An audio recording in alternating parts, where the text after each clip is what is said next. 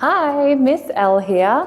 This week in Cherry, we have been looking at the letters I, J, K, and L. So for I, we looked at insects, where the children had to go run around the garden and do a little scavenger hunt to find different insects. So I hid some cockroaches, crickets, butterflies, bees, and more around the garden for them to find, just to familiarize themselves with the names of insects. Now for J, we looked at jumping spiders, where we had an obstacle course. The children had to pretend to crawl like spiders and then jump, jump, jump to get to the wall and pick up an insect that I called out. So they had to look for the bee, grab that, and then run back to the start.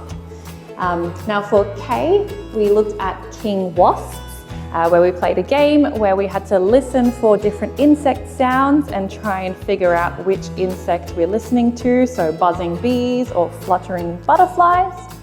And finally for L, for ladybug, we had to match the ladybug spots to the correct letters, so matching capital letters, kind of like a little puzzle.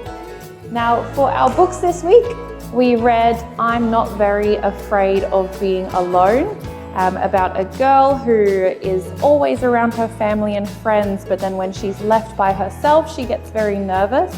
Though throughout the book, she's reminded that there's always a connection between her and her family and her friends. So she ends up going out into the garden and exploring around and looking at different insects, and she's okay at being alone by the end.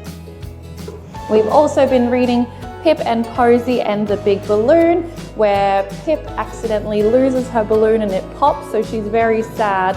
But Posy reminds Pip that it's okay, we can still play other games. So even while there might be disappointments in life, we can always find a little bit of spark of joy in something else. So we've been playing with lots of balloons and bubbles in class.